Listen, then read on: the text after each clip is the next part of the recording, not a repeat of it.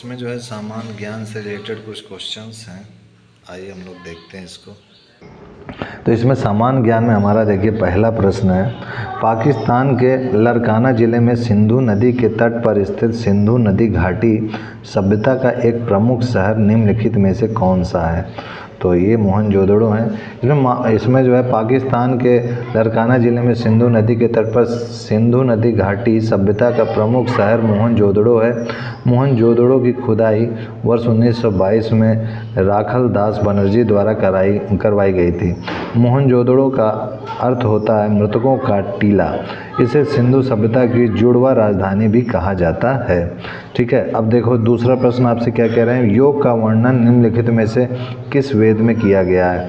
तो किस वेद में किया गया है, ऋग्वेद में किया गया है। योग का वर्णन ऋग्वेद में किया गया है। चारों वेदों में क्या वर्णित है, वह इस प्रकार है कि ऋग्वेद में देवी देवताओं का वर्णन, ईश्वर स्तुति, ये सब मिलता है। यजुर्वेद में यज्ञ की विधियाँ और यज्ञ के मंत्र, कर्मकांड, और सामवेद में संगीत हुआ, और यथर्ववेद में आपका आयुर्वेद से रिलेटेड चीज़ें।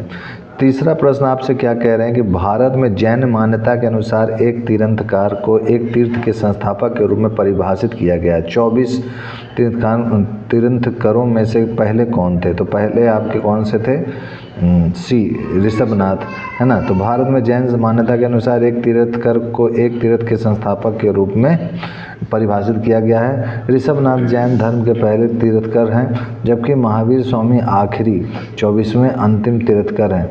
अभिनंदन नाथ चौथे एवं पार्श्वनाथ 23वें तीर्थंकर है। अब उसके बाद देखिए बी वाला क्या कह रहे हैं, अपनी कृति पृथ्वीराज रासों में पृथ्वीराज चौहान के वीरतापूर्ण कार्यों का उल्लेख किसने किया है। तो किसने किया है इसमें, चंद बरदाई ने। तो इसमें लिखा है अपनी कृति पृथ्वीराज रासों में पृथ्वीराज चौहान के वीरतापूर्ण कार्यों का उल्लेख चंद्र बरदाई ने किया है। चंद बरदाई पृथ्वीराज के दरबारी कवि थे। उसके बाद देखिए पांचवा प्रश्न क्या कह रहा है, कुतुबुद्दीन ऐबक किस राजवंश का संस्थापक था। तो ये गुलाम वंश का था। कुतुबुद्दीन ऐबक गुलाम राजवंश का संस्थापक था। स्मरण रहे कि 1206 से 1290 ई के मध्य दिल्ली सल्तनत पर जिन तुर्क शासकों द्वारा शासन किया गया उन्हें गुलाम वंश का शासक माना जाता है। कुतुबुद्दीन ऐबक 1206 से 1210 इस वंश का प्रथम शासक था। नेक्स्ट क्वेश्चन में अगर हम लोग देखें छठे में, तो छठे में आपसे कह रहा है कि वह इतालवी यात्री जिसने विजयनगर साम्राज्य का अत्यंत प्रशंसक विस्तृत वर्णन किया है वह कौन है। तो निकोलो डी कॉन्टी हैं। और ये कैसे हैं कि निकोलो डी कॉन्टी एक इतालवी यात्री, एक व्यापारी था जिसने विजयनगर साम्राज्य का अत्यंत प्रशंसात्मक एवं विस्तृत वर्णन किया है। यह विजयनगर के शासक देवराय प्रथम के शासनकाल में भारत आया था। उसके बाद आते हैं कि नेक्स्ट इसमें है कि बारबोसा, यह एक पुर्तगाली यात्री था जो विजयनगर साम्राज्य के महानतम शासक कृष्णदेव राय के शासनकाल 1515 से 16 ई में भारत आया था। फिर मार्को पोलो है, यह एक इतालवी व्यापारी, खोजकर्ता और राजदूत था जिसका जन्म वेनिस गणराज्य में हुआ था। यह 1292 में पांड्य शासकों के समय भारत आया था। नेक्स्ट इसमें देखिए क्या कह रहे हैं सातवें के बी में कि भारत में उपनिवेश स्थापित करने वाले अंतिम विदेशी कौन थे। तो वो अंतिम विदेशी कौन थे, अंग्रेज थे। भारत में अंतिम उपनिवेश स्थापित करने वाले अंतिम विदेश अंग्रेज थे। सर्वप्रथम ये भारत में व्यापारिक उद्देश्य से आए थे, परंतु भारत की बिगड़ती स्थिति का लाभ उठाकर राजनीतिक सत्ता स्थापित करने में सफल रहे और इन्होंने यह उपनिवेश स्थापित कर लिया। नेक्स्ट आपसे है कि वर्ष 1773 से 1785 तक वस्तुतः भारत के पहले गवर्नर जनरल कौन थे। तो पहले गवर्नर जनरल आपके वारेन हेस्टिंग्स थे। तो यहाँ वर्ष 1773 ई से 1785 ई तक इस अवधि में वस्तुतः भारत के पहले गवर्नर जनरल वारेन हेस्टिंग्स थे। लॉर्ड मिंटो 31 जुलाई से 1807 ई से 4 अक्टूबर 1813 ई तक भारत के गवर्नर जनरल रहे। इनके शासनकाल में चार्टर एक्ट 1813 ई को पारित हुआ था। Charles Watson admiral sir George Wills Watson sir 1827 से 1897 के मध्य एक रॉयल नेवी अधिकारी थे। विलियम जॉर्ज वाकर एक वरिष्ठ ब्रिटिश सेनाधिकारी थे। वे विक्टोरिया क्रॉस के एक प्राप्तकर्ता थे। 9वें का सी में देखते हैं हम लोग क्या कह रहे हैं आपसे क्वेश्चन में कि ब्रिटिश सरकार द्वारा 1927 में भारत में साइमन कमीशन भेजा गया था। उसका उद्देश्य क्या था? तो भारत सरकार के संरचना में सुधारों के सुझाव हेतु था। तो एकदम सही है कि इसमें ब्रिटिश सरकार द्वारा साइमन कमीशन 1927 में भारत भेजा गया था, जिसका उद्देश्य भारत सरकार की संरचना सुधारों के लिए सुझाव देना था।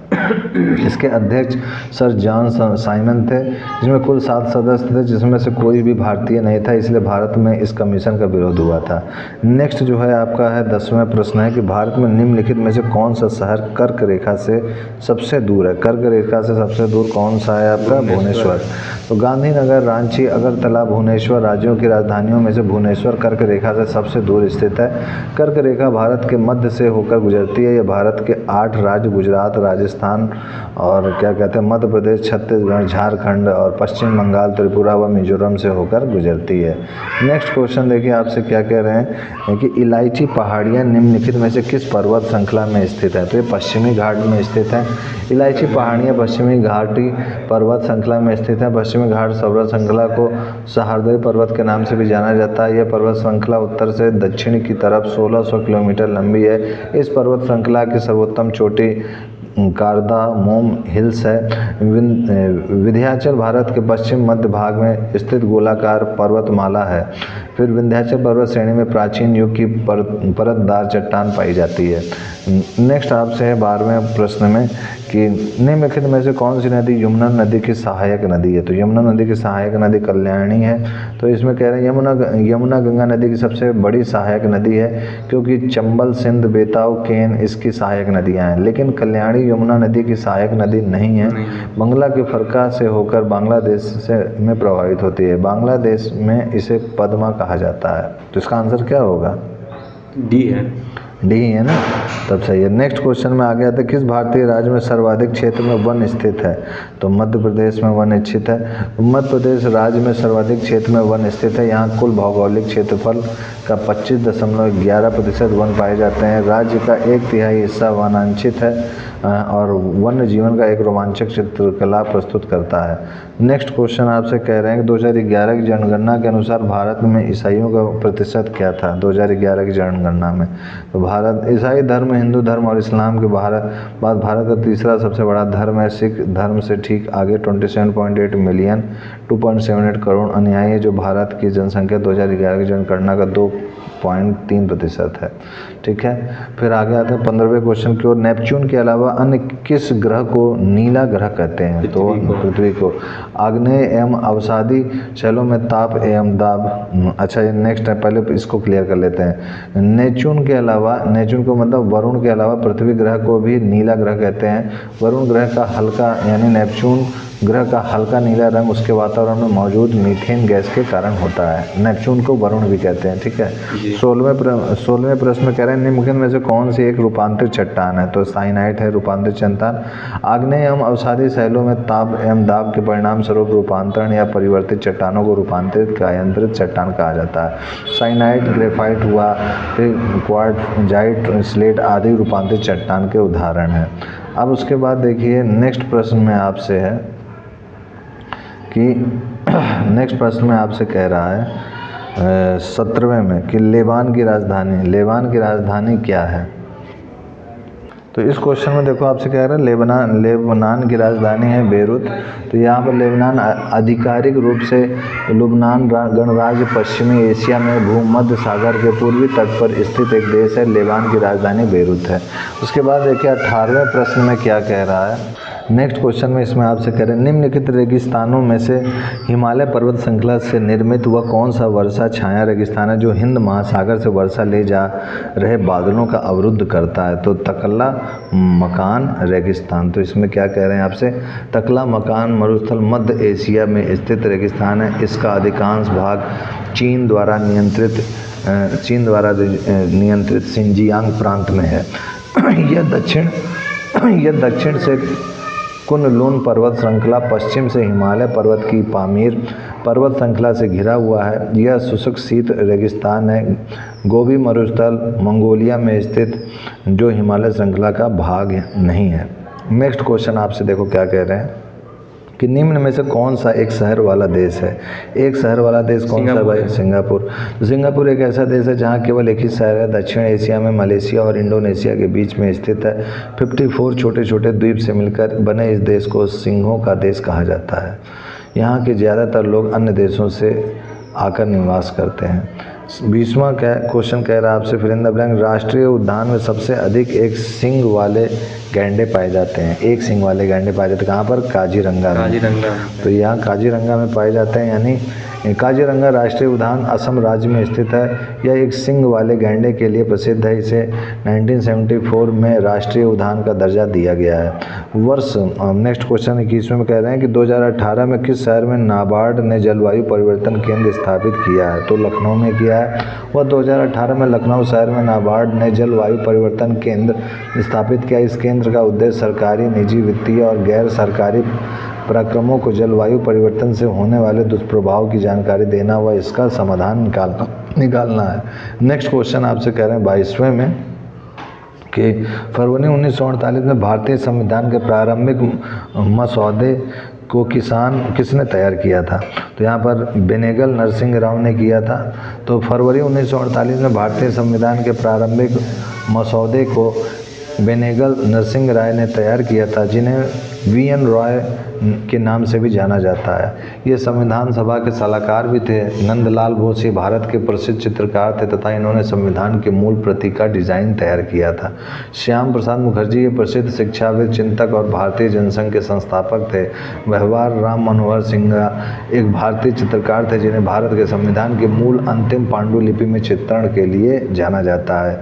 नेक्स्ट क्वेश्चन आपसे 23वें का कि 24 जनवरी 1950 को संविधान सभा के 284 सदस्यों ने हस्तलिखित संविधान पर हस्ताक्षर किए, जिसमें फिल इन द ब्लैंक महिलाएं शामिल थी। 15 महिलाएं शामिल थी ना। 24 जनवरी 1985 को संविधान सभा के कुल 284 सदस्यों ने हस्तलिखित 284 सदस्यों ने हस्तलिखित संविधान पर हस्ताक्षर किए, जिसमें 15 महिलाएं शामिल थीं तथा अनुसूचित जाति सदस्यों की संख्या 26 तथा अनुसूचित जनजाति सदस्यों की संख्या 33 थी। नेक्स्ट क्वेश्चन आपसे कह रहे हैं निम्नलिखित में से कौन सी वस्तुपरक संकल्प में अभिव्यक्त मौलिक प्रतिबद्धताओं की वह सूची है जिसे हमारे संविधान में स्थान दिया गया है? तो समानता, स्वतंत्रता, लोकतंत्र, संप्रभुता और समतावाद, है ना। तो ये सही है। समानता, स्वतंत्रता, लोकतंत्र, संप्रभुता एवं समतावाद को भारतीय प्रस्तावना में शामिल किया गया है। ये वे सिद्धांत हैं जिन्हें हमारे संविधान में स्थान दिया गया है। संविधान की प्रस्तावना को संविधान की कुंजी भी कहा जाता है। अब आपसे नेक्स्ट प्रश्न में आपसे क्या कह रहे हैं, आइए नेक्स्ट पेज में हम लोग चलते हैं। तो यहाँ पर नेक्स्ट प्रश्न आपसे सिंपली कह रहे हैं निम्नलिखित में से कौन सी भाषा भारतीय संविधान की 8वीं अनुसूची में उल्लिखित अधिकाधिक भाषाओं में से नहीं है? तो फारसी नहीं है। फारसी संविधान की 8वीं अनुसूची में उल्लेखनीय अधिकाधिक भाषा नहीं है।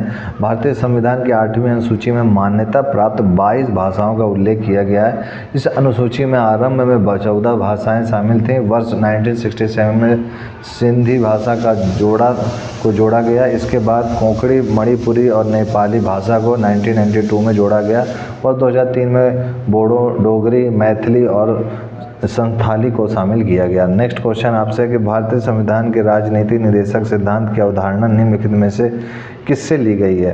तो आयरलैंड का संविधान से लिया गया। भारत संविधान के राजनीति निर्देशक सिद्धांत की अवधारणा आयरलैंड के संविधान से ली गई है। राज्य के नीति निर्देशक सिद्धांत का वर्णन संविधान के भाग 4 में अनुच्छेद 36 से 51 तक किया गया है। ये वे तत्व हैं जो संविधान के विकास के साथ ही विकसित हुए हैं। इनका मुख्य कार्य एक जन कल्याणकारी राज्य की स्थापना करना है। 27वें में देखो क्या कह रहे हैं, केंद्र में संघ कार्यपालिका में फिल इन द ब्लैंक्स होते हैं। तो कितने होते हैं? राष्ट्रपति भी होते हैं केंद्र में संघ, फिर आपके उपराष्ट्रपति भी होते हैं और फिर लोकसभा अध्यक्ष भी होते हैं, या फिर प्रधानमंत्री। तो इनमें से कौन सा सही है? तो आपके ए होते हैं, ए बी डी, यानी राष्ट्रपति, प्रधानमंत्री, उपराष्ट्रपति। तो संघीय कार्यपालिका में राष्ट्रपति, उपराष्ट्रपति, प्रधानमंत्री व अन्य मंत्री शामिल होते हैं। भारतीय संविधान में कहा गया है कि कार्यपालिका विधायिका के प्रति उत्तरदायी होगी, ठीक है ना, कार्यपालिका विधायिका के प्रति उत्तरदायी होगी। लोकसभा का अध्यक्ष कार्यपालिका का सदस्य नहीं होता, वह विधायिका का हिस्सा होता है। नेक्स्ट आपसे क्या कह रहे हैं, किसी राज्य के नाम परिवर्तन के संदर्भ में निम्नलिखित में से कौन सा सही है? तो कौन सा सही है आपका? ए और बी दोनों ही सही है। यहाँ पर राज्य के नाम, सीमा इत्यादि परिवर्तन करने का विशेषाधिकार संसद के पास है और अंतिम निर्णय संसद ही ले सकती है। राष्ट्रपति की पूर्व संस्तुति पर ऐसा विधेयक सदन में प्रस्तुत किया जाता है।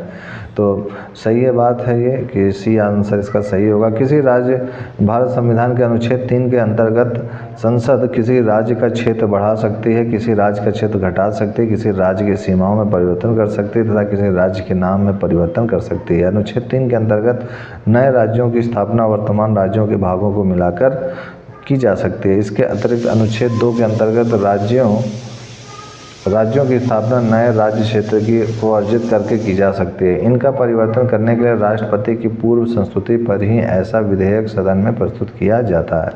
नेक्स्ट क्वेश्चन आपसे, किसी भी मौलिक अधिकार का उल्लंघन होने पर कोई भी नागरिक किस अधिकार का सहारा लेकर अदालत में जा सकता है? संवैधानिक उपचार का अधिकार।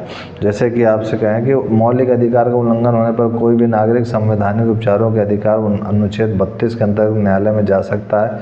मूल अधिकारों को परिवर्तित कराने का यह अधिकार नागरिक तथा गैर नागरिक दोनों को प्राप्त है। अनुच्छेद 32 का खंड 2 उच्चतम न्यायालय को भाग 3 द्वारा प्रदत्त मौलिक अधिकारों को प्रवर्तित कराने के लिए 5 प्रकार की रीट या निर्देश डायरेक्शन जारी करता है। नेक्स्ट क्वेश्चन में देखिए आपसे क्या कह रहे हैं, सांख्यिकी मंत्रालय की रिपोर्ट 2017 के अनुसार भारत में किस राज्य में सबसे कम प्रति व्यक्ति आय है? तो बिहार में है। बिहार एकदम पिछड़ा है देश, स्टेट है। तो इसमें जो है कहा जाएगा कि सांख्यिकी मंत्रालय के 2017 की रिपोर्ट के अनुसार भारत में बिहार राज्य में सबसे कम प्रति व्यक्ति आय हैं। भारतीय राज्यों में गोवा में प्रति व्यक्ति आय सबसे अधिक है, ठीक है। नेक्स्ट क्वेश्चन आपसे कह रहे हैं फिल इन द ब्लैंक्स है। फिर वो कह रहे हैं प्राप्त राशि एक पूंजी प्राप्ति है। तो इसमें क्या होगा, आय के स्रोत से के प्रतिस्थापन में, ठीक है ना। तो इसमें आंसर हो जाएगा आपका कि आय के स्रोत के प्रतिस्थापन में प्राप्त राशि एक पूंजी प्राप्ति है। नेक्स्ट क्वेश्चन आपसे क्या कह रहे हैं कि स्वच्छ भारत मिशन की शुरुआत कब की गई थी? तो 2 अक्टूबर 2014 में की गई थी। भारत में स्वच्छ भारत मिशन की शुरुआत 2 अक्टूबर 2014 को की गई। इस कार्यक्रम का उद्देश्य 2 अक्टूबर 2019 तक देश को एक स्वच्छ भारत के रूप में प्रस्तुत करना था। नेक्स्ट क्वेश्चन आपसे ये कह रहे हैं कि निम्नलिखित में से गति या तीव्रता के आधार पर कौन सा मुद्रास्फीति का एक प्रकार नहीं है?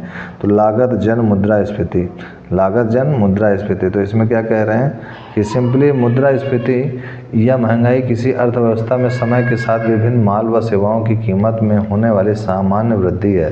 द्रुत मुद्रास्फीति, अति मुद्रास्फीति और मंद मुद्रास्फीति गति या तीव्रता के आधार पर मुद्रास्फीति के प्रकार हैं, लेकिन लागत जन मुद्रास्फीति इसका प्रकार नहीं है। लागत जन मुद्रास्फीति केवल मजदूरी में वृद्धि या कच्चे माल की कीमत में वृद्धि या लागत में वृद्धि के कारण होती है। आगे देखो आपसे क्या कह रहे हैं नेक्स्ट प्रश्न में 34 में, सांख्यिकी और कार्यान्वयन मंत्रालय द्वारा 2016-17 के लिए दिए गए बागवानी आंकड़ों के अनुसार सबसे बड़ा फल उत्पादक भारतीय राज्य कौन सा है? तो आंध्र प्रदेश है। 2016 से 17 के लिए दिए गए बागवानी आंकड़ों के अनुसार भारत में सबसे बड़ा फल उत्पादक राज्य आंध्र प्रदेश है। महाराष्ट्र तथा उत्तर प्रदेश क्रमशः दूसरे और तीसरे स्थान पर उपलब्ध हैं। फिर उसके बाद जो है 35वें में क्वेश्चन में क्या कह रहा है आपसे कि 35वें क्वेश्चन में आपसे सिंपली ये कह रहा है, ये तो हो गया ना, निम्न में से कौन सा भारत का सबसे पुराना तेल पेट्रोलियम उत्पादक राज्य है? तो असम है, ठीक है ना। उसके बाद देखो असम के डिगबोई शहर के पास खोजा गया है कि यहाँ तेज भंडार ज़्यादा है, ठीक है ना, ये ध्यान रखिएगा। 36वें के बी में देखो क्या कह रहे हैं आपसे कि ब्याज दरों से में कमी, यानी अर्थव्यवस्था में असली मुद्रा मूलधन के कारण बढ़ जाती है। तो ब्याज दर में कमी का अर्थव्यवस्था में असली मुद्रा मूलधन के कारण बढ़ जाती है। ब्याज दरों में कमी के कारण, ठीक है ना। इसको याद रखिएगा कि अर्थव्यवस्था के अंतर्गत ब्याज दरों से में कमी के परिणाम स्वरूप असली मुद्रा मूलधन में वृद्धि हो जाती है। जैसे जैसे ब्याज की दर घटती जाती है, बाजार में मुद्रा की आपूर्ति बढ़ती जाती है। अगर बाजार में पैसे की आपूर्ति बढ़ती है तो उत्पादों की मांग भी बढ़ जाती है। नेक्स्ट क्वेश्चन आपसे 37वें में कह रहे हैं, भारतीय मुद्रा में 2000 के नोट का आकार क्या है। तो 2000 के नोट का आकार क्या है, 60 मिलीमीटर इंटू 166 मिलीमीटर। तो ठीक है आपका, आइए देखते हैं इसको एक्सप्लेनेशन में कि भारतीय मुद्रा में नया 2000 बैंक नोट 66 मिलीमीटर से 166 मिलीमीटर आकार का मैजेंटा रंगीन नोट है, जिसमें महात्मा गांधी, अशोक स्तंभ प्रतीक और भारतीय रिजर्व बैंक के गवर्नर के हस्ताक्षर हैं। इसमें बेल प्रिंट होते हैं जो मुद्रा की पहचान करने की दृष्टि से अंधजनों को सहायता प्रदान करता है। विपरीत पक्ष में मंगलयान का एक आदर्श चित्र है जो भारत के पहले इंटरप्लानेटरी स्पेस मिशन का प्रतिनिधित्व करता है। वह और स्वच्छ भारत अभियान के लिए लोगों का यह चिन्ह और टैग लाइन है। तो ये चीज़ें स्वच्छ भारत का भी है, लाइन चिन्ह है, और हमारा जो है जो मिशन हुआ था मंगलयान का वो भी चिन्ह है, फिर टैग लाइन भी है, ठीक है। नेक्स्ट क्वेश्चन में देखिए आपसे क्या कह रहे हैं 38वें में, प्रथम विश्व युद्ध का तत्कालिक कारण क्या था। और ऑस्ट्रिया के राजकुमार की हत्या। प्रथम विश्व युद्ध का तत्कालिक कारण क्या था, ऑस्ट्रिया के राजकुमार की हत्या। तो प्रथम विश्व युद्ध का तत्कालिक कारण ऑस्ट्रिया हंगरी के आर्चड्यूक फ्रांस फर्डिनेंड की हत्या थी। जून 1914 में ब्लैक हेड नामक एक सर्बियाई राष्ट्रवादी आतंकवादी समूह ने आर्चड्यूक की हत्या के लिए समूह भेजे थे। प्रथम विश्व युद्ध यूरोप में होने वाले यह एक वैश्विक युद्ध था जो 28 जुलाई 1914 से 11 नवंबर 1918 तक चला था। इसे महान युद्ध या सभी युद्ध को समाप्त करने वाले युद्ध के रूप में जाना जाता था।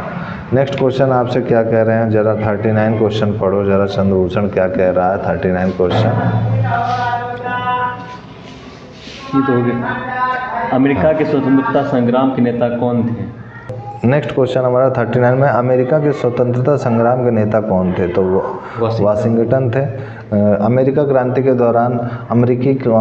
दौरान कई पुरुष और महिलाओं ने महत्वपूर्ण भूमिका निभाई। उनमें से कुछ George Washington, Abigail Adams, Benjamin Franklin, Patrick Henry और अलेक्जेंडर हैमिल्टन और थॉमस जेफरसन थे। अमेरिकी क्रांतिकारी युद्ध 1775 से 1783 ग्रेट ब्रिटेन और उसके 13 उत्तर अमेरिकी उपनिवेशों के बीच एक सैन्य संघर्ष था, जिससे वो 13 कोलिनिया उपनिवेश स्वतंत्र संयुक्त राज्य अमेरिका बने। नेक्स्ट आपसे क्या कह रहे हैं आपसे प्रश्न में कि अमेरिका में नागरिक अधिकार आंदोलन किसके द्वारा शुरू किया गया था। तो मार्टिन लूथर किंग जूनियर के द्वारा नागरिक अधिकार आंदोलन शुरू किया गया था। नागरिक अधिकार आंदोलन अफ्रीकी अमेरिकाओं के लिए न्याय और समानता के लिए संघर्ष था। इसका नेतृत्व मार्टिन लूथर किंग जूनियर, फिर मैकम एक्स, फिर द लिटिल रॉक 9 और कई अन्य लोगों ने किया था। नेक्स्ट क्वेश्चन आगे देखिए क्या कह रहे हैं आपसे।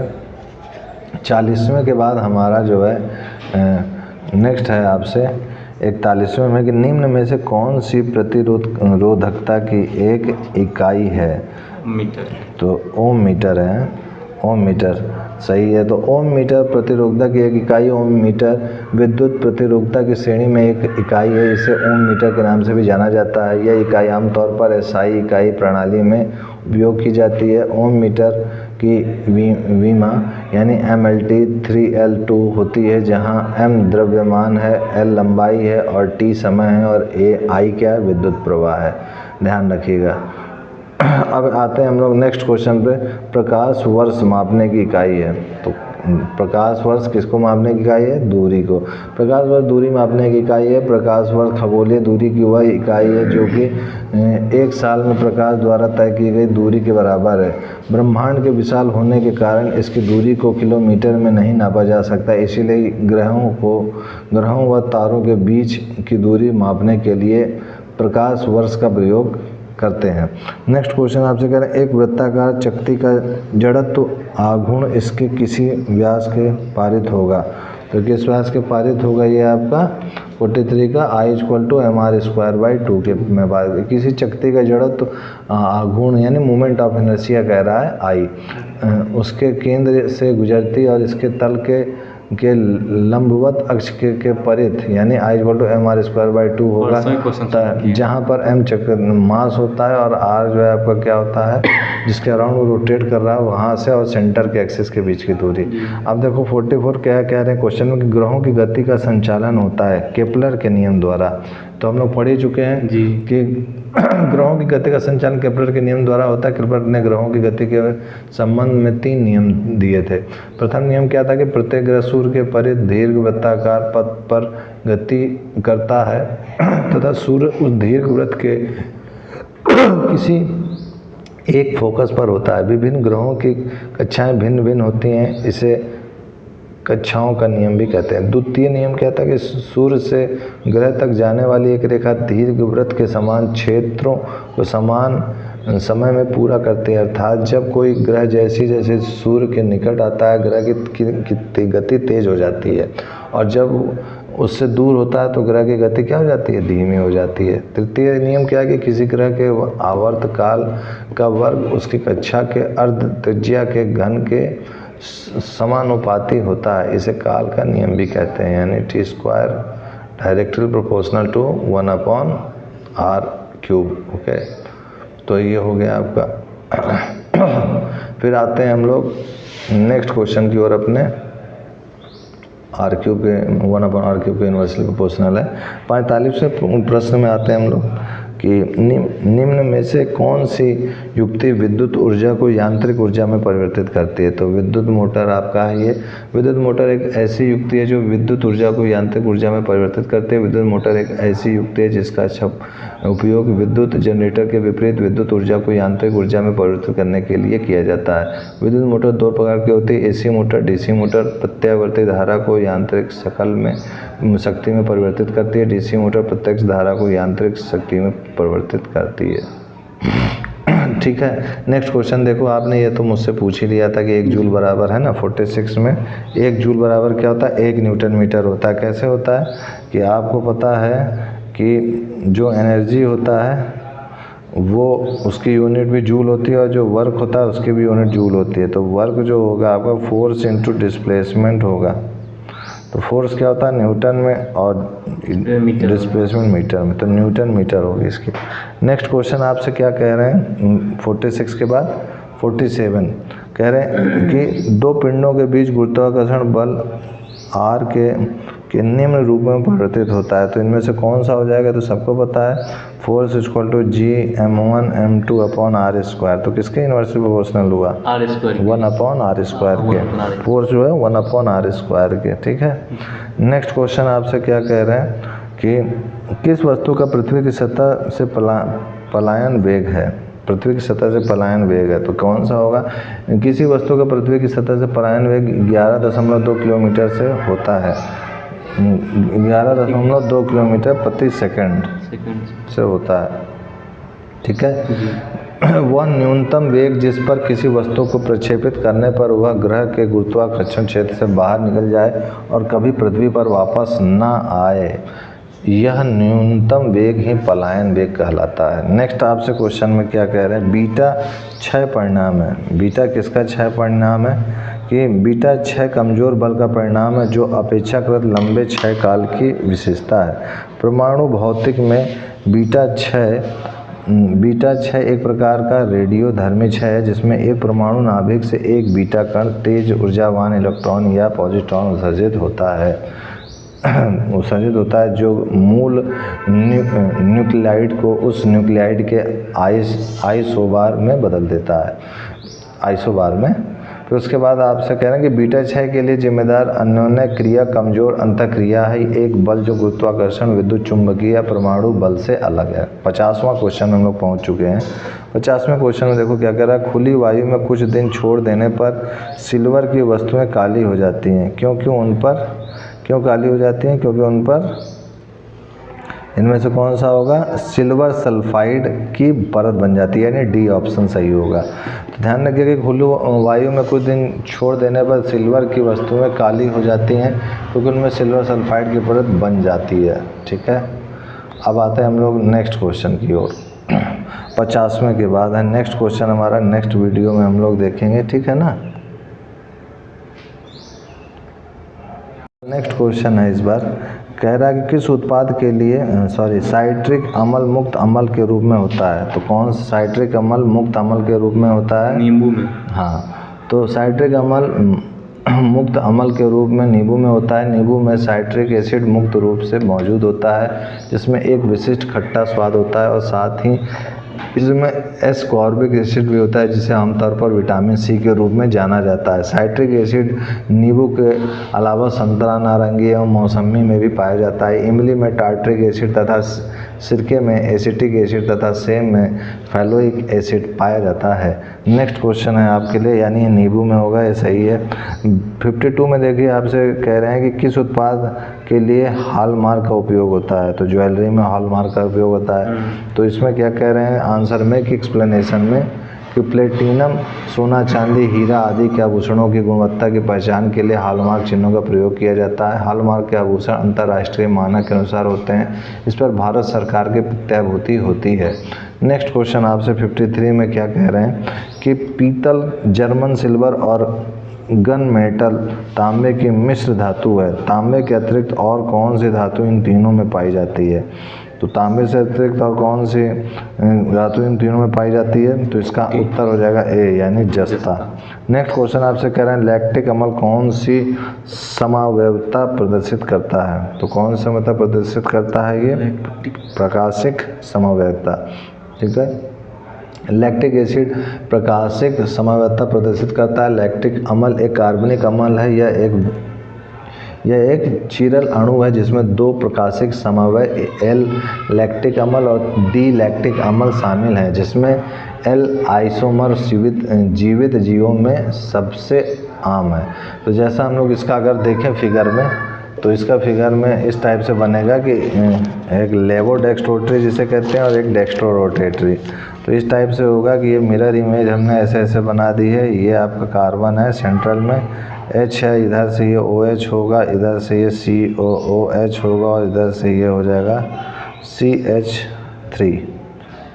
ये हो गया। अब इसका मिरर इमेज देखें तो H और COOH तो वहीं होगा, ये यहीं पर ऐसे हो गया, लेकिन OH इधर हो जाएगा और CH3 आपका इधर हो गया, अदला बदली हो गया। अब आते हैं हम लोग नेक्स्ट क्वेश्चन 55 पर। 55 क्वेश्चन में क्या कह रहा है ये देखते हैं। 55 क्वेश्चन में आपसे कह रहा है कि इसका तो 54 का देखो। नेक्स्ट क्वेश्चन में आपसे क्या कह रहे हैं, प्लास्टर ऑफ पेरिस बनाया जाता है जिप्सम से, है ना, एकदम सही, जिप्सम से। तो विशुद्ध जिप्सम का फार्मूला क्या होता है? CaSO4.2H2O को 1000 सेल्सियस से 1900 सेल्सियस तक गर्म किया जाए तो जलांश का जो भाग है वो वाष्पीभूत होकर के उड़ जाता है, 3/4 भाग निकल जाता है और परिणाम पदार्थ पेरिस, प्लास्टर ऑफ पेरिस बन जाता है, जो कि CaSO4.12H2O है। यहाँ मैं लिख देता हूँ CaSO4.12H2O होगा। ठीक है, नेक्स्ट आपका है 55 के बाद देखो 56, निम्नलिखित में से भारी मशीनों के उपयोग के लिए स्नेहक कौन सा है? तो कौन सा स्नेहक है? कौन सा है आपका? बॉक्साइट है कि फास्फोरस है कि ग्रेफाइट है कि सिलिकॉन तेल है? तो इसमें जो है आपका आ जाएगा भारी मशीनों के उपयोग के लिए स्नेहक ग्रेफाइट है। ग्रेफाइट कार्बन का अपरूप होता है, इसमें जिप्सम में लगा दे। ठीक, और इसमें क्या था? लैक्टिक अम्ल, ये प्रकाशीय वाला। हाँ, इसमें हमने अभी बताया था ना, ये डी वाला है। हाँ, एकदम 54 वाले में जी, इससे। और इसमें क्या था? इसमें ये जस्ता था, ये। हाँ, वेरी गुड। तो अब देखो इसके बाद हम लोग आगे बढ़ते हैं। ये वाला तो हो गया ग्रेफाइट, 56 वाला जी। अब देखो इसके बाद है हमारा 57 में कि 57 में क्या कह रहा है कि कपास के पौधे में बीटी आविशीष को एक जीन के द्वारा कूटित किया गया है, उसे क्या कहते हैं? तो उसे क्या कहते हैं हम लोग? RNA। सिंपली क्राई कहते हैं। तो इसमें क्या कह रहे हैं कि कपास के पौधे में बीटी अवीस को जिस जीन के द्वारा कुटित किया जाता है उसे क्राई कहते हैं। यह एक विशेष जीन होता है जो विष उत्पन्न के लिए जाना जाता है तथा पौधों में कीड़ों को मारने के लिए पर्याप्त विष को सक्रिय करता है। यही कारण है कि किसान प्राकृतिक कपास के बजाय कीटनाशकों पर अपने खर्चों में कटौती करने के लिए बीटी कपास का उपयोग करते हैं, ध्यान रखिएगा।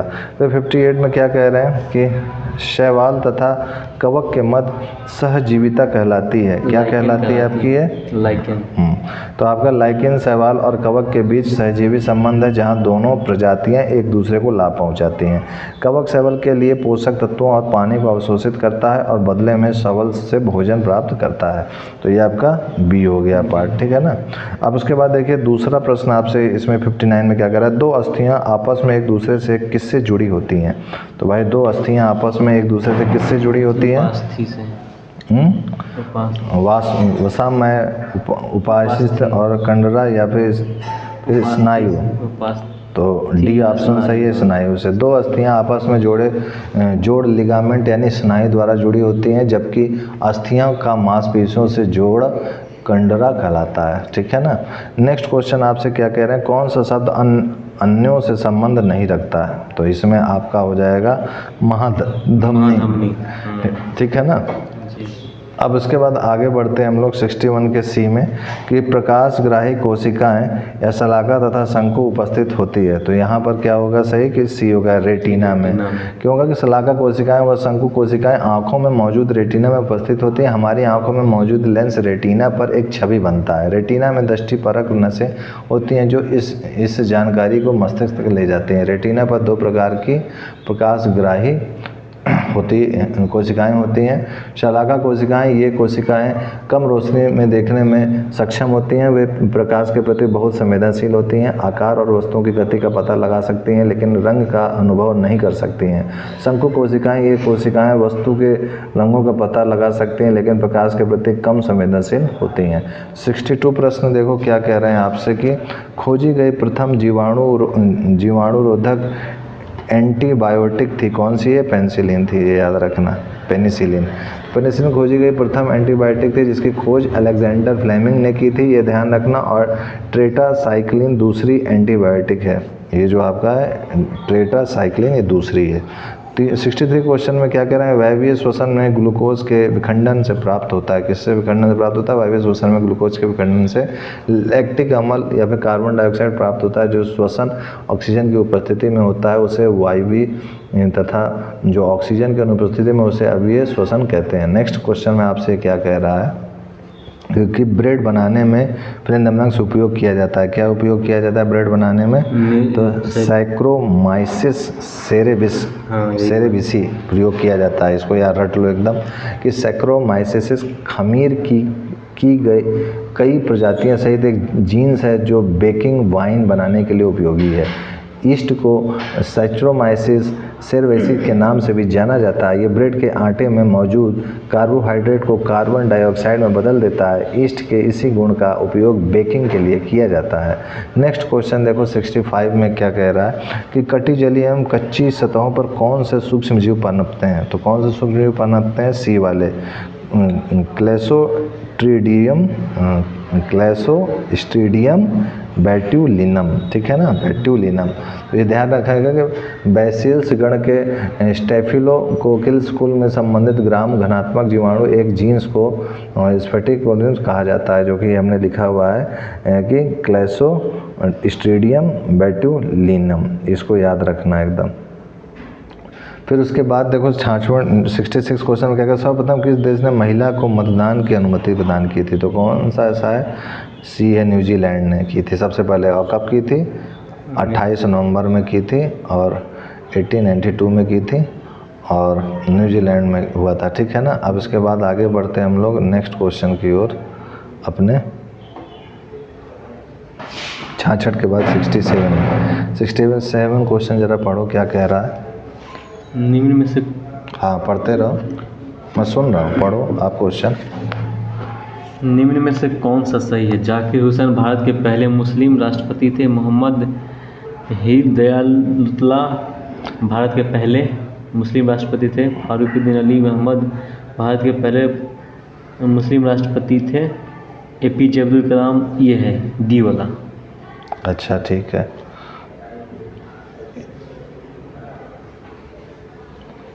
तो ये जो है आपका यानी 67A है, इसका आंसर होगा जाकिर हुसैन भारत के पहले मुस्लिम राष्ट्रपति थे।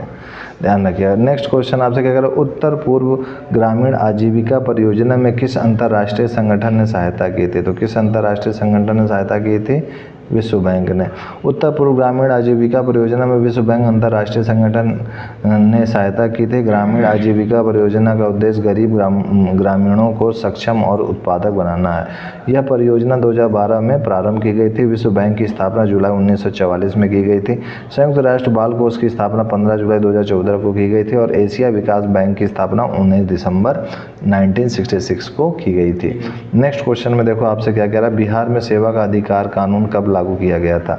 तो सेवा अधिकार कानून कब लागू किया गया था भाई? 25 जुलाई 2011 में, रट लो इसको।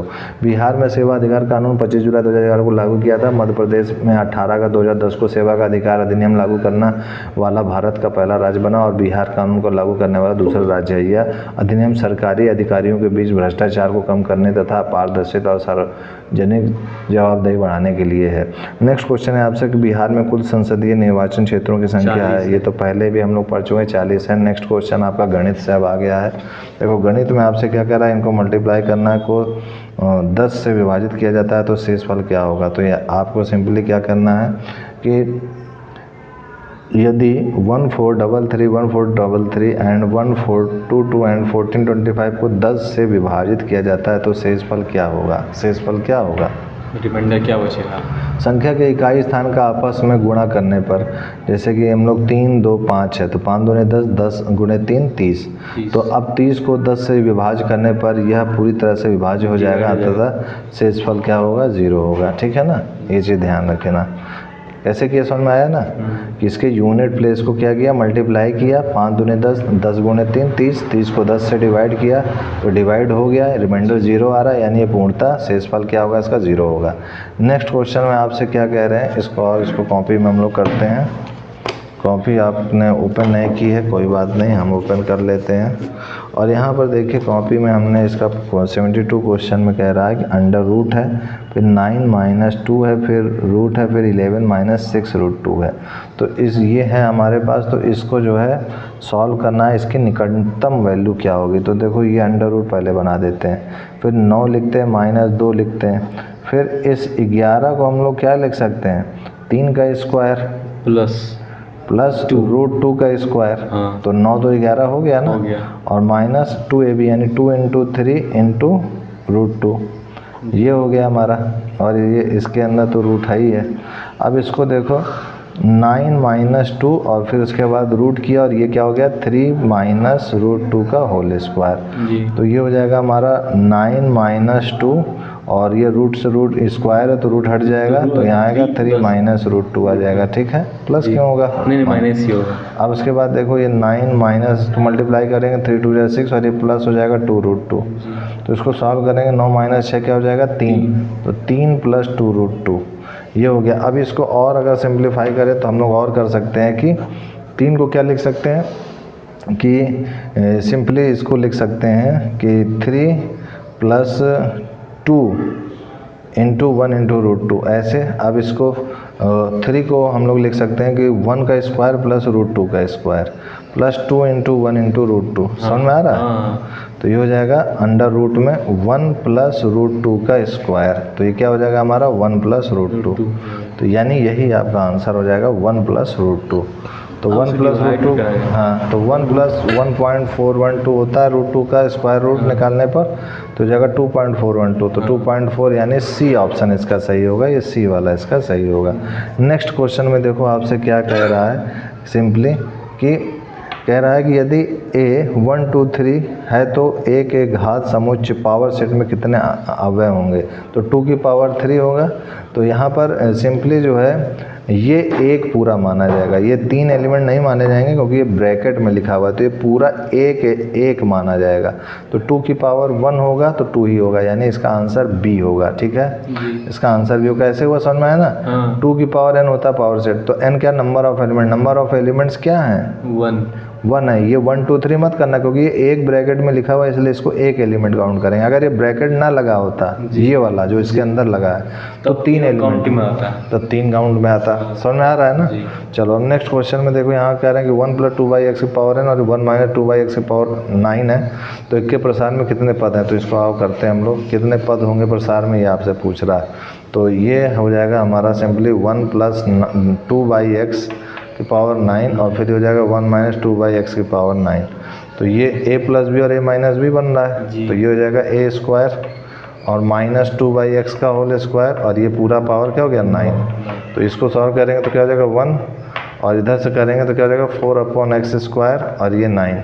तो यहाँ पर बाइनोमियल थ्योरम से हमने क्या पढ़ा था कि जितना पावर होगा उसमें एक जोड़ दो तो उतने टर्म बनेंगे, यानी इसमें 10 टर्म बनेंगे। यही हमारा आंसर हो गया, ठीक है। तो ये 10 इसमें आंसर हो जाएगा। नेक्स्ट में कह रहा है कि dy/dx ऑफ log 5y का क्या होगा और y1 किसके बराबर होगा। तो आइए इसको भी हम लोग करते हैं। तो dy/dx इक्वल टू log दिया हुआ है 5 log 5 और फिर y दिया हुआ है ऐसे। तो यहाँ से इस y को इधर ले आओ 1/y dy और इस dx को इधर ले जाओ, तो ये log 5 dx हो गया। तो log 5 dx हो गया, तो इसको अगर सॉल्व करेंगे तो क्या करेंगे, बोथ साइड इंटीग्रेट कर दो। तो integration 1/y dy, this is log 5 हो गया इंटीग्रेशन dx। तो ये हो जाएगा हमारा log y और ये हो जाएगा log 5 और ये हो जाएगा आपका क्या x + c, ठीक है ना। तो अब यहाँ पर हमको निकालना क्या है कि y1, मतलब ये जो भी निकालना है वही। तो इसको पहले और सिंप्लीफाई कर लेते हैं। तो ये log 5 है, फिर x है, तो ये x जो है इधर ले लेते हैं पहले ताकि आपको समझ में आए। तो x log 5 + c, तो इस c को कांस्टेंट को हम लोग log c भी ले सकते हैं कांस्टेंट, इसमें कोई दिक्कत नहीं है। अब इसके बाद ये हो गया log c। अब इसमें ये x जो है इसमें पावर में आ जाएगा, तो log 5 की पावर x हो जाएगा प्लस log c। समझ में आ रहा है जी। कांस्टेंट c भी ले सकते हैं और log c भी ले सकते हैं, दोनों ही कांस्टेंट में आएगा। अब इसके बाद देखो ये log m + log n क्या हो जाएगा, log m × n, यानी log 5 की पावर x × c। ये log y, तो y क्या हो जाएगा हमारा 5 की पावर x × c, ये हो गया हमारा।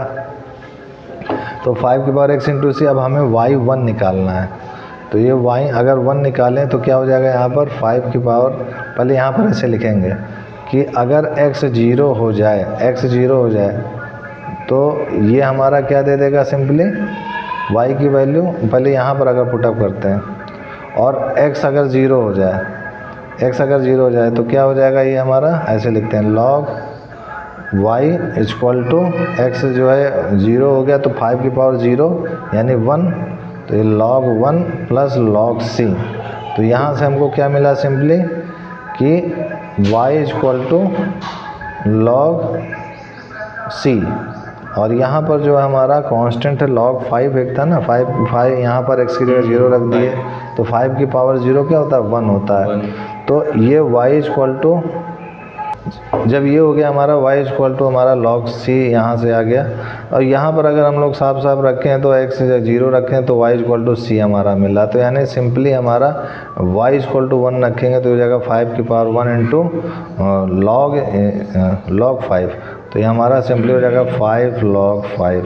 तो ये हमारा सिंपली आंसर हो जाएगा। तो ये हो जाएगा सिंपली 5 log 5। कोई मिल रहा है इसमें 5 log 5, यानी डी ऑप्शन सही है। नेक्स्ट क्वेश्चन में देखो क्या कह रहे हैं, 1/1 + आयोटा का मुख्य कोणांक क्या है, जहां आयोटा ये दिया हुआ है। तो 1/1 + आयोटा को सॉल्व करते हैं।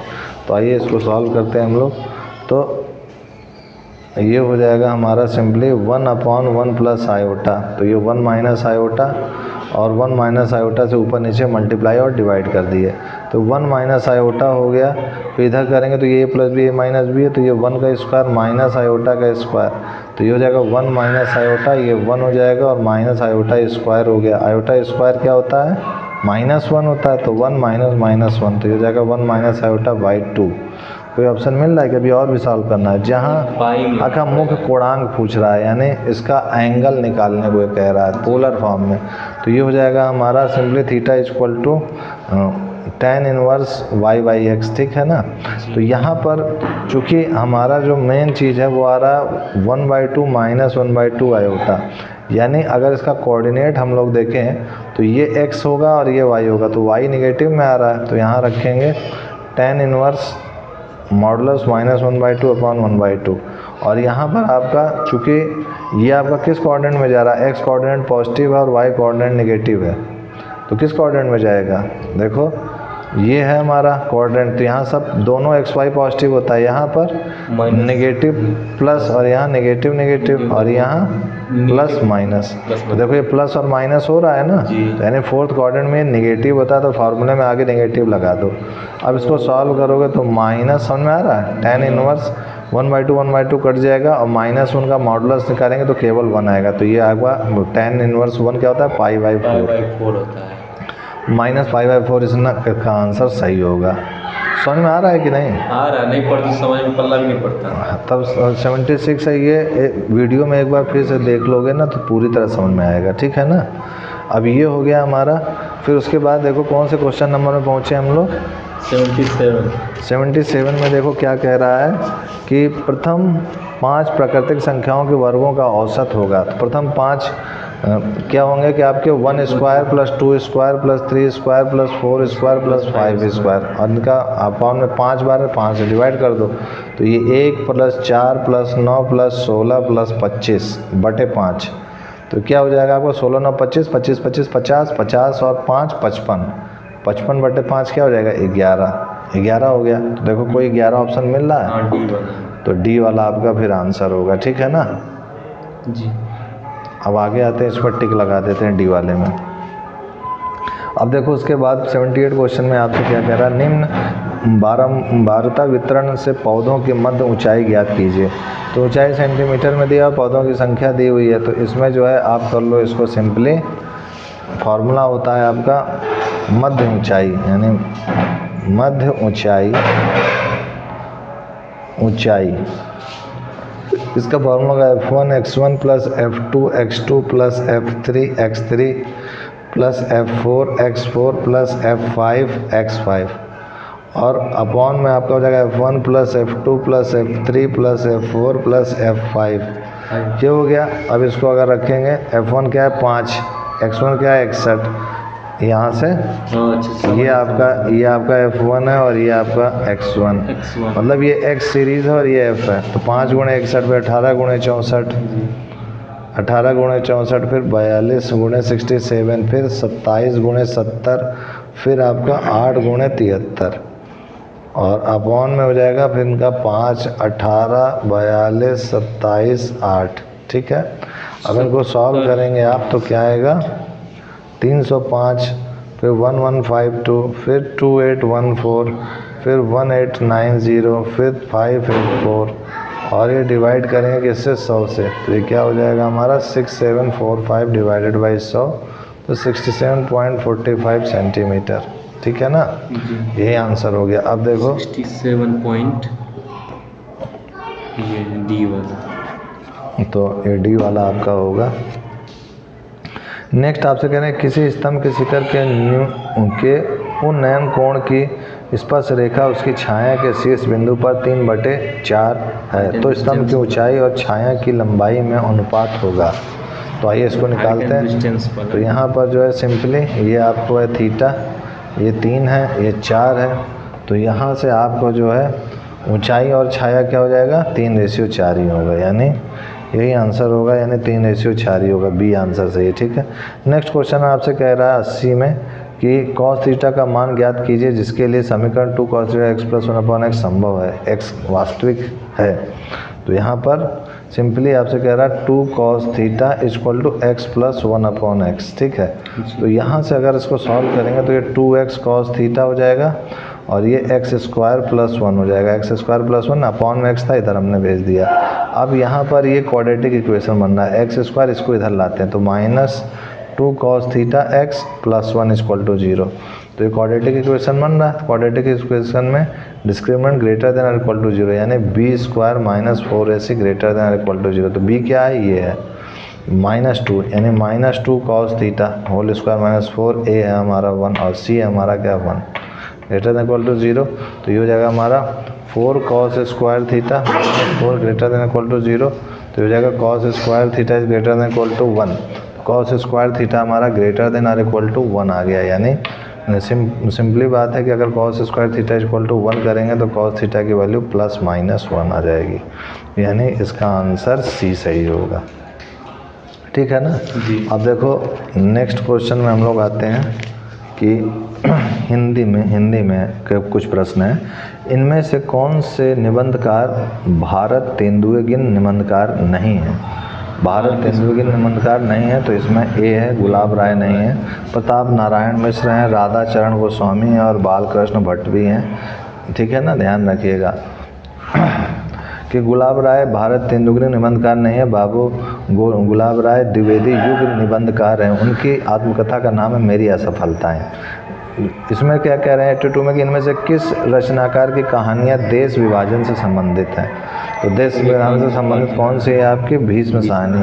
भीष्म साहनी की, तो इसमें देखिए आपका जो है भीष्म साहनी होंगे। भीष्म साहनी की कहानियाँ देश विभाजन से संबंधित है। इनका जन्म 8 अगस्त 1915 को रावलपिंडी में हुआ था। भाग्य रेखा पहला पाठ, मेरी प्रिय कहानियाँ, अमृतसर आ गया, चीफ की दावत आदि इनकी प्रसिद्ध कहानियाँ हैं।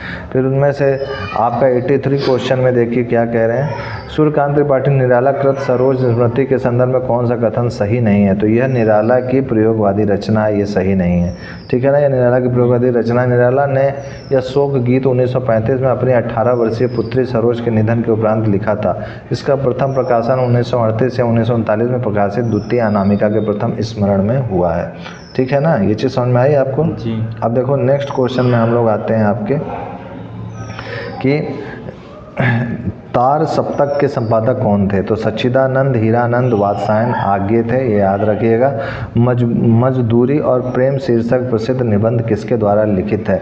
तो ये आपका सरदार पूर्ण सिंह के द्वारा लिखित है। इसको रट लीजिए कि मजदूरी और प्रेम के लेखक सरदार पूर्ण सिंह है। ये द्विवेदी युग के विशिष्ट निबंधकार थे। इनके अन्य निबंध इस प्रकार हैं कि सच्ची वीरता हुआ, कन्यादान हुआ, पवित्रता हुआ, आचरण की सभ्यता आदि, ये भी इन्होंने लिखे। इसमें हाँ 86 में देखिए कि मित्रता नामक निबंध के निबंधकार कौन है? तो आपके जो है ये आचार्य रामचंद्र शुक्ल हैं। कि मित्रता नामक निबंध के लेखक आचार्य रामचंद्र शुक्ल हैं। इनकी अन्य रचनाएं हैं चिंतामणि हुई, साहित्य का इतिहास हुआ, रस मीमांसा हुआ, त्रिवेणी आदि हुए। 87 में देखिए टोकरा भर मिट्टी किसके द्वारा लिखित कहानी है? तो टोकरा भर मिट्टी जो है आपकी माधव राय सप्रे के द्वारा लिखी गई है। और इनका जन्म जो 19 जून 1871 में हुआ था। पथरिया दामो मध्य प्रदेश में हुआ था। 88 में देखिए कि किस छायावादी रचनाकार की रचनाओं में भावनात्मक रहस्यवाद के दर्शन होते हैं? तो भावनात्मक रहस्यात्मक के महादेवी वर्मा में होते हैं। महादेवी वर्मा की रचनाओं में भावनात्मक रहस्य के दर्शन होते हैं। महादेवी वर्मा रहस्य भावनापूर्ण से व्यक्तित्व हैं। भारत में हिंदी को किस भाषा का दर्जा प्राप्त है? राष्ट्रभाषा, विभाषा, मातृभाषा, राजभाषा। तो किस भारत में क्या प्रसिद्ध है? राजभाषा, बस ठीक है ना, राजभाषा। 14 सितंबर सन 1949 को हिंदी को राजभाषा का दर्जा प्राप्त है। राष्ट्रभाषा कोई भी नहीं है अभी तक भारत में। देखो हिंदी साहित्य में हलावाद का प्रवर्तक किसे माना जाता है? तो हलावाद का प्रवर्तक आपको हरिवंश बच्चन को माना जाता है। ठीक है ना, हालाबाद का। अब उसके बाद देखिए इंग्लिश में आपसे कह रहा है 4 alternative ways of converting the direct speech into indirect speech as suggested for each of the following sentence, find out the correct one. तो इनमें से कौन सा? Don't go near the water children she said. तो इसमें से simply आपका answer हो जाएगा she want the children not to go near the water. यानी subject plus want plus object plus not plus to plus verb, ये याद रखिएगा। उसके बाद आपसे कह रहे हैं identify the correct from the verb phrase out of the given choice so as to complete the following sentences. The boss wanted to know, क्या नो करना चाहते थे? Boss is how I had done the job. तो A option इसका सही हो जाएगा। अब आगे बढ़ते हैं हम लोग 93 में the masculine gender of Ghosh is gender, GANDER होगा। अब उसके बाद देखिए नेक्स्ट क्वेश्चन में आपसे क्या कह रहे हैं 94 में the meaning of the idiom of broken read is. तो इसका आंसर क्या हो जाएगा आपका? सी अनरिलायबल होगा। रीड द पोएम, तो इसको रीड कीजिएगा, काफ़ी लंबा चौड़ा है रीड करने के लिए, रीड कर लीजिएगा। और रीड करने के बाद आपको इसका आंसर मिल जाएगा। फिर उसके बाद पैसेज वाले जितने वो आप खुद से कर लीजिएगा। उसके बाद देखिए कह रहा है following sentence have been transformed as per direction given in the bracket, choose the correct sentence from the given. Choice the weather was bad we stayed indoors, simple sentence है तो इसका आंसर सिंपली हो जाएगा it being a bad weather we stayed indoors. 97 में कह रहे हैं the students are decorating the stage for the annual day celebration. तो एनुअल डे सेलिब्रेशन के लिए आपका क्या हो जाएगा इसका आंसर बी वाला, the stage is being decorated by the student for the annual day celebration. फिर and the following sentence meaningful and grammatically correct है, तो इसको ग्रामेटिकली कर लीजिएगा, एकदम ईजी है। फिर आते हैं हम लोग अपने नेक्स्ट प्रश्न की ओर। तो नेक्स्ट क्वेश्चन हमसे सिंपली कह रहा है 99 में कि what is the word limit of the notice. तो 50 वर्ड लिमिट। वर्ड लिमिट क्या है आपकी नोटिस की? 50 वर्ड है, एकदम सही है। Translate the following sentence into Hindi. Why does Rama not learn his lesson. तो आपका बी होगा, राम अपना पाठ याद क्यों नहीं करता है, ठीक है ना, यही आपका आंसर हो गया। तो अब नेक्स्ट मॉक टेस्ट पेपर हम लोग नेक्स्ट वीडियो में देखेंगे। तो आज के लिए इतना ही। जय गुरुदेव, जय श्री राम, जय भारत माता, and I will see you next time.